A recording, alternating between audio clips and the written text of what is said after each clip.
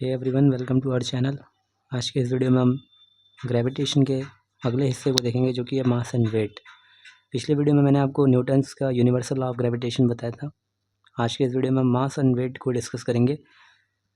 तो चलिए वीडियो को स्टार्ट करते हैं। सबसे पहले हम देखेंगे मास क्या होता है।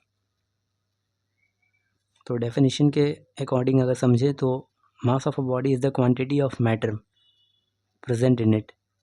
किसी भी बॉडी का जो मास होता है वो क्वांटिटी ऑफ मैटर को इंडिकेट करता है। जनरली मास एंड वेट में कन्फ्यूजन रहती है कि ये दोनों एक ही चीज़ है या डिफरेंस है दोनों में। तो मास और वेट दोनों ही बिल्कुल डिफरेंट चीज़ें हैं फिज़िक्स के अकॉर्डिंग, बट इन जनरल हम मास और वेट को एक दूसरे से रिप्लेस कर सकते हैं। लेकिन अगर फिज़िक्स में अगर हम प्रिसाइजली देखें तो मास एंड वेट दोनों अलग फिज़िकल क्वांटिटीज़ होती हैं। तो मास क्या होता है? Mass of a body is the quantity of matter present in it. Mass जो होता है वो सिंपली क्वांटिटी ऑफ मैटर को बताता है कि किसी भी बॉडी के अंदर कितना मैटर प्रेजेंट है। जैसे अगर मैं एक वुडन ब्लॉक की बात करूँ या ब्रिक की बात करूँ तो इसका मास क्या होगा, इसके अंदर कितने एटम्स प्रेजेंट हैं या कितने पार्टिकल्स प्रेजेंट हैं या कितने मॉलिक्यूल्स प्रेजेंट हैं।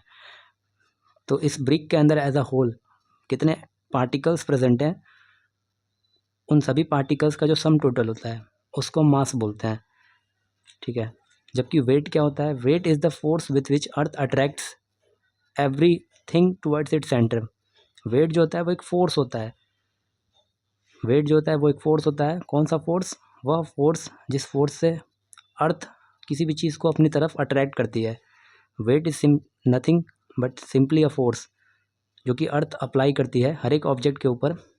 अर्थ जो है वो एक अट्रैक्शन वाला जो फोर्स है वो अप्लाई करती है, हर चीज़ को वो अपने सेंटर की तरफ अट्रैक्ट करती है। तो इस फोर्स को हम वेट बोलते हैं। जैसे यहाँ पर मैंने अर्थ को बनाया है, इसके ऊपर अगर मैं कोई एक ऑब्जेक्ट रखता हूँ तो इस पर कितना फोर्स अर्थ लगाएगी अपने सेंटर की तरफ, ये जो फोर्स का मेज़र होगा वही उसका वेट कहलाएगा। जबकि मास क्या होगा? इस बॉडी के अंदर कितने एटम्स या कितने पार्टिकल्स प्रेजेंट हैं उनका सम टोटल जो होता है वो मास होता है। वेट क्या होता है? कोई भी ऑब्जेक्ट पे जितना अर्थ फोर्स लगाती है, जो अट्रैक्टिव फोर्स लगाती है, वो फोर्स का जो मेजर होता है वो वेट होता है। आई होप आपको मास एंड वेट में डिफरेंस क्लियर हो गया होगा। अगली बात यह है कि मास जो होता है वो कांस्टेंट होता है। आप यूनिवर्स में कहीं भी चले जाओ, किसी भी ऑब्जेक्ट का जो मास है वो चेंज नहीं होता, क्योंकि उस ऑब्जेक्ट के अंदर जितने पार्टिकल्स हैं उनका नंबर चेंज नहीं हो रहा। अब ये जो ब्लॉक मैंने बताया था इसमें जितने पार्टिकल्स थे, टोटल नंबर ऑफ पार्टिकल्स जो थे वो अर्थ पे भी इतने ही रहेंगे। अगर इसमें 100 पार्टिकल्स हैं या हम कहते हैं कि 100 एटम्स हैं, तो अगर आप इस ऑब्जेक्ट को मून पर लेके जाओ तो भी उसके अंदर जो पार्टिकल्स का नंबर है वो थोड़ी चेंज हो जाएगा। मैंने आपको बताया था कि atoms can neither be created nor be destroyed. तो एटम्स कुछ ख़त्म थोड़ी हो जाएंगे इसमें से, या कुछ एक्स्ट्रा एटम इसके अंदर क्रिएट भी नहीं होंगे। ना तो एटम क्रिएट हो सकते हैं ना डिस्ट्रॉय हो सकते हैं। तो अगर इस ऑब्जेक्ट को मैं मून पर लेके जाऊँ तो इसके अंदर जो पार्टिकल्स थे, अगर इसमें 100 पार्टिकल्स थे तो 100 पार्टिकल्स ही रहेंगे। ठीक है। तो हम कहते हैं कि मास जो होता है वो थ्रू आउट द यूनिवर्स जो होता है वो कांस्टेंट होता है। और एसआई यूनिट जो मास की होती है वो होती है किलोग्राम, जिसको हम शॉर्ट में एब्रीविएशन के तौर पे केजी लिखते हैं। ठीक है, सिंबॉलिक फॉर्म है। एसआई यूनिट ऑफ मास होता है किलोग्राम। और मास जो होता है वो एक स्केलर क्वांटिटी होता है। Scalar quantity means only magnitude but no direction. ये आपने फिजिक्स के फर्स्ट चैप्टर में मोशन में पढ़ा होगा, स्केलर एंड वेक्टर क्वांटिटीज़ के बारे में। स्केलर क्वांटिटीज़ ऐसी क्वांटिटीज़ होती हैं जिनके पास सिर्फ मैग्नीट्यूड होता है, डायरेक्शन नहीं होता। जैसे मास, लेंथ, टाइम, ये सब स्केलर क्वांटिटीज़ हैं। डिस्टेंस, ठीक है, वर्क। इसके अलावा वेट जो होता है, इसकी अगर हम एसआई यूनिट की बात करें तो जो वेट होता है उसका एसआई यूनिट होता है हमारा न्यूटन, क्योंकि ये एक फोर्स है। मैंने आपको बताया था कि एक अट्रैक्टिव फोर्स है जो कि अर्थ सभी ऑब्जेक्ट्स के ऊपर लगाता है। अर्थ जिस फोर्स से किसी भी ऑब्जेक्ट को अपने सेंटर की तरफ अट्रैक्ट करता है उसको हम बोलते हैं वेट। तो वेट जो होता है वो एक वेट जो होता है वो एक वेक्टर क्वांटिटी होता है। और इसका जो एसआई यूनिट होता है वो होता है न्यूटन। फोर्स है तो फोर्स का आपने एसआई यूनिट पढ़ा है न्यूटन, तो ये भी एक फोर्स है तो इसका भी एसआई यूनिट क्या हो जाएगा? न्यूटन। एब्रीविएशन के तौर पे हम कैपिटल एन यूज़ करते हैं। अगर हम वेट के डायरेक्शन की बात करें तो ये वर्टिकली डाउनवर्ड्स होती है। मैंने आपको अभी बताया कि जो वेट होता है वो फोर्स होता है, जिस फोर्स से अर्थ किसी वस्तु को अपने सेंटर की तरफ अट्रैक्ट करती है वो उसका वेट कहलाता है, वो उस ऑब्जेक्ट का वेट कहलाता है। जिस ऑब्जेक्ट का अगर हमें वेट पता करना हो तो हम सिंपली देखेंगे कि अर्थ की उसके ऊपर कितना अट्रैक्टिव फोर्स लगा रही है। जितना अर्थ अट्रैक्टिव फोर्स लगाती है अपने सेंटर की तरफ, वही उस ऑब्जेक्ट का वेट कहलाएगा। तो अब ये वेट जो होता है वो एक वेक्टर क्वांटिटी है, तो इसका डायरेक्शन क्या होता है? इसका डायरेक्शन जो होता है वो हमेशा वर्टिकली डाउनवर्ड होता है, यानी कि towards the centre of Earth, हमेशा downward toward the centre of Earth. जैसे मैंने एक यहाँ पर ब्लॉक बनाया है, एक ऑब्जेक्ट है जो कि अर्थ के सरफेस पे रखा हुआ है, तो वेट जो होगा वो एक फोर्स होता है, अर्थ इसको अट्रैक्ट करेगी अपने सेंटर की तरफ, ठीक है। तो इसका डायरेक्शन क्या होगा इस फोर्स का? Vertically downward towards the centre, vertically downward towards the centre.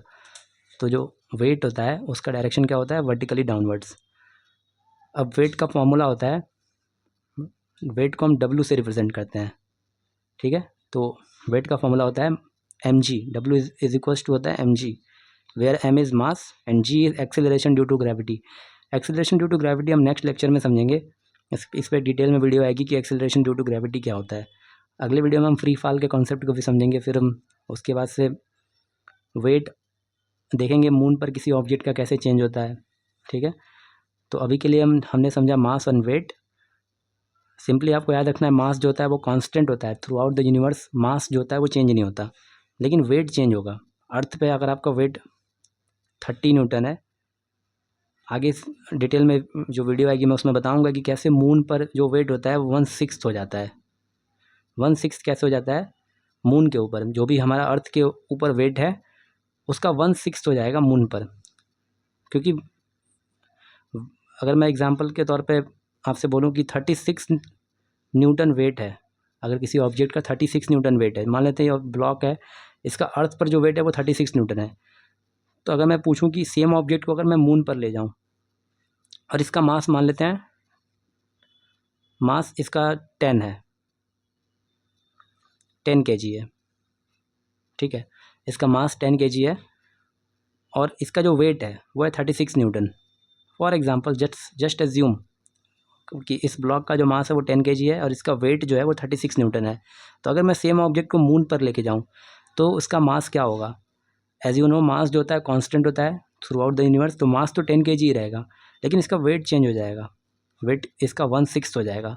तो 1/6 ऑफ 36 न्यूटन इज़ 6 न्यूटन। तो इस ऑब्जेक्ट का जो वेट होगा वो मून पर 6 न्यूटन हो जाएगा, जबकि अर्थ पे इसका वेट कितना था? 36 न्यूटन।